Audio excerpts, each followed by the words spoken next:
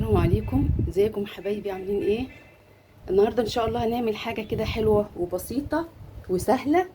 مش هتحتاج مننا ايه يعني لا وقت ولا مجهود، وحاجه قريبه كده من التشيز كيك. بس مش تشيز كيك، مش التشيز بياخد جبن كتير وحاجات كتير. فهنا معانا المقادير. معانا 200 جرام بسكوت ساده بتاع الشاي، دي الخطوه الاولى.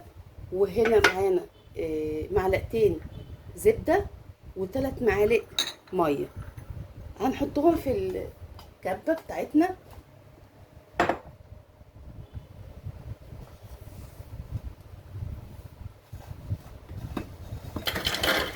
ونضربهم مع بعض،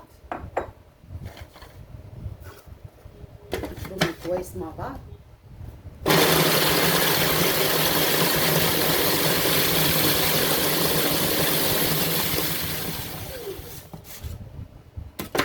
هنا بنتاكد ان هما اتفرموا عشان لو في حاجه بس ايه لسه قطع.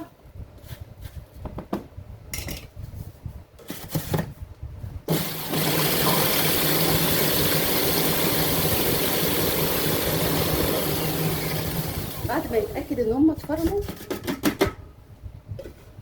بنحط عليهم الزبده، الميه، 3 معالق الميه ومعلقتين زبده،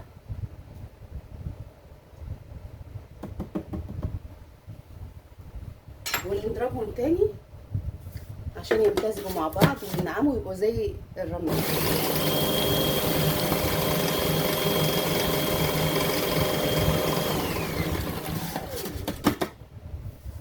ونفتح كده ونبص عليه.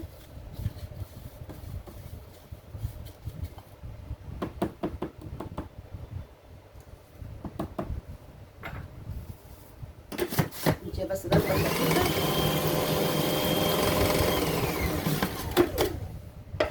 وبعدين هنا معانا صينيه تتفتح مقاس 26، دي مقاس 26 عشان نعرف لما نخلص الحاله التشيز دي بالزبادي نعرف نفكها ونطلعها.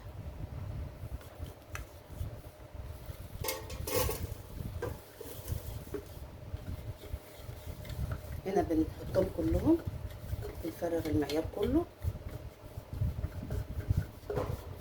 وبعدين بنفردهم بقى في الصينيه. بنفردهم في الصينيه ونضغط عليهم بالسباتولا، او لو عندك طبق مسطح من تحت او كوبايه او اي حاجه عشان نقدر نضغط عليهم كويس. هنا عندي برضو هضغط عليهم معايا هنا الكاسه دي كده. لا مش هتنفع،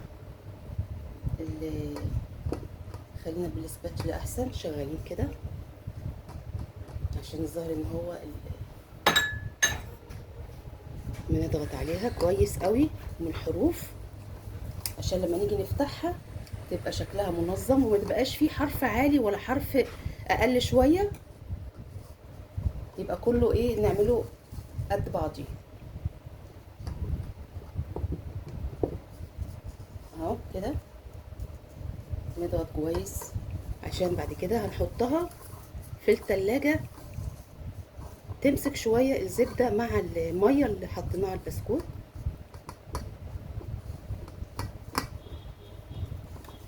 اهو كده. وهنا هنحطها نوديها على التلاجة مع نص ساعه كده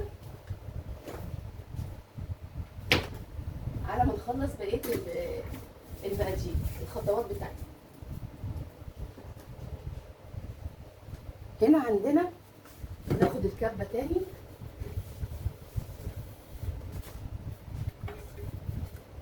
وهنعمل ايه؟ هنحط الخطوه الثانيه. هي عباره عن خطوات، 3 خطوات بس، صدقوني سهله جدا ومش صعبه، والمقادير يعني يعتبر موجوده معانا في البيت. هنا الخطوات موجوده معانا. الخطوه الثانيه معانا 1.5 كوبايه لبن بودره، وكوبايه الا ربع سكر، وكوبايتين زبادي بيتي من اللي احنا عاملينه، ما يعادل 250 جرام. بنحطهم في الكبه هنا على الفلفل بروسيسور معانا.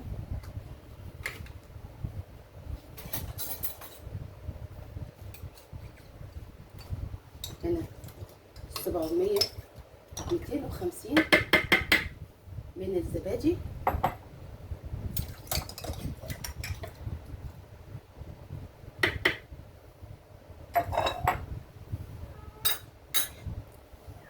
وكوبايه ونص لبن بودره،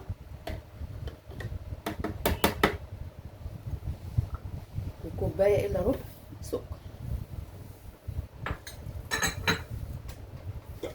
بنضربهم كويس مع بعض وهما ان شاء الله يندمجوا.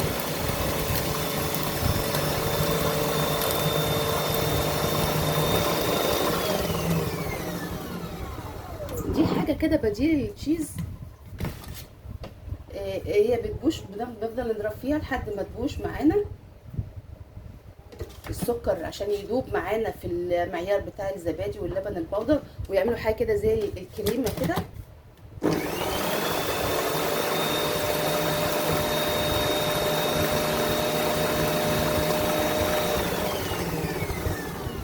بس احنا طبعا هنستنى النص ساعه تعدي والصينيه في التلاجة عشان نقدر نصبها وهي متماسكه نوعا ما.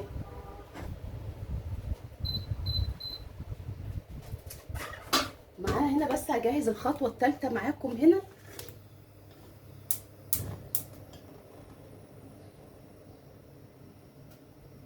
هنا معانا كوبايه ميه وكيس كريم كراميل اللي هو الجاهز،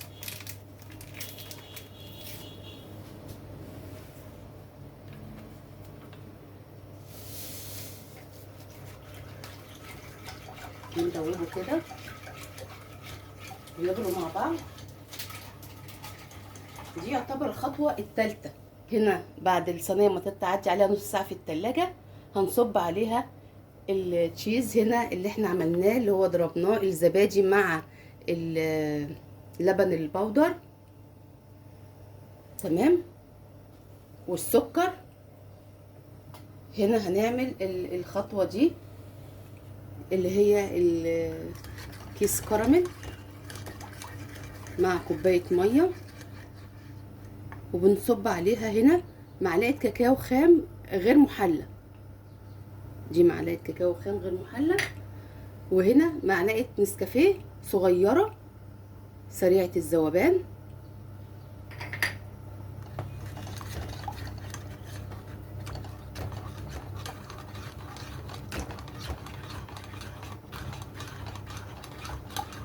هنا لحد ما يغلوا. هنا بقى احنا جهزنا 3 خطوات مع بعض. يبقى احنا الصينيه هتطلع معانا، هنحط معاها المعيار ده وهوريكم بعد النص ساعه هنعمل ايه. هنا خلاص طلعنا الصينيه في التلاجة، وهنا هنصب الخليط عليها اللي هو يعني بديل للتشيز، اللي هو عباره عن الزبادي واللبن البودر والسكر، ونصب هنا عليها.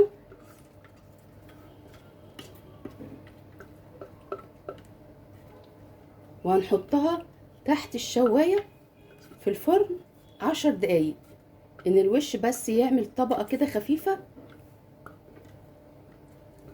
عشان نعرف نصب عليها الطبقه الثالثه. هنا هنوديها على الفرن، نشغل بس عليها الشوايه بس.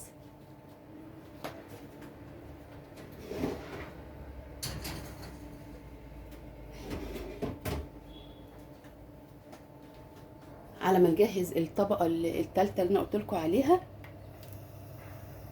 كنت انا طفيت عليها، قفلت عليها النار. عباره عن كيس كريم كراميل على كوبايه ميه، معلقه صغيره نسكافيه، ومعلقه صغيره كاكاو غير محلى. كاكاو خام.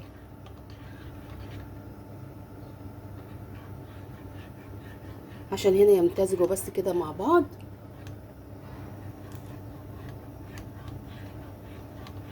هنا بنعمل الحاجات الخفيفه دي كده برضو عشان تبقى ايه، تحط في التلاجة مش اقل من 3 ساعات، وتاكليها يعني لا بدون لا فرن ولا بدون حاجه، دوب بس داخل شوايه بس مش اكتر.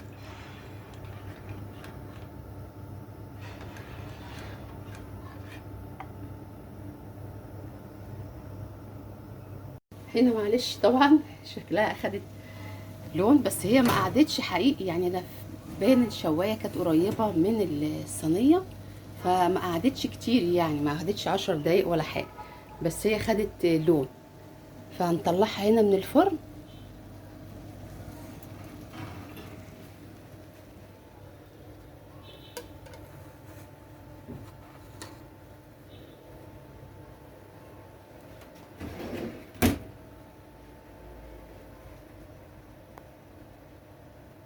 بعد ما طلعناها من الفرن، بس هي طبعا المفروض ما تاخدش النقط اللي هي اللي احمرت دي، بس هي طبعا جت كده يعني جت غصب كده من الفرن. الشوايه كانت حاميه بتاعتي.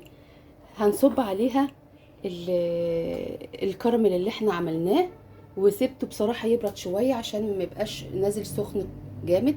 وبعدين لما باجي بنزله على سباتشلا هنا، ما بنزلوش مباشر عشان ما يعملش ثقب في الوش، ونضطر يعني يبوظ الوش بتاعه اهو.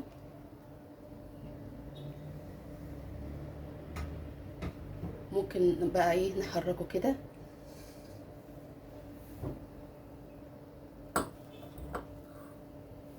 نحركه عشان يعمل الوش كله، يغطي الوش كله. وهنسيبه في الفرن، نسيبه سوري هنسيبه في التلاجة مش اقل من 3 ساعات. انا على فكرة انا صفيته قبل ما انزله قبل ما انزله من الطاسة بتاعته، حاولت اصفيه عشان قلت برضو ما يكونش فيه تكتلات. وان شاء الله بعد 3 ساعات بعد ما يسقع كويس هنطلعه ونشوف هنقدمه ازاي. وشكرا ليكم حبايبي. هنا بقى يا جماعه انا عامله لكم مفاجاه. انا جبت التشيز كلها على بعضها عشان صحابي يدوقوا منها ويقولوا لكم رايهم ايه فيها في الشكل النهائي بتاعها اهو. طبعا زي ما احنا قلنا هي تشيز بس من غير تشيز، وهتدوقوها اول حد هيدوقها هيقول لكم رايه ايه.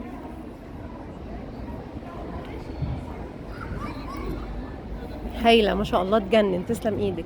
يلا جربوها واعملوها واعملوا ريفيو عندكم وقولوا رايكم فيها ايه. سلام.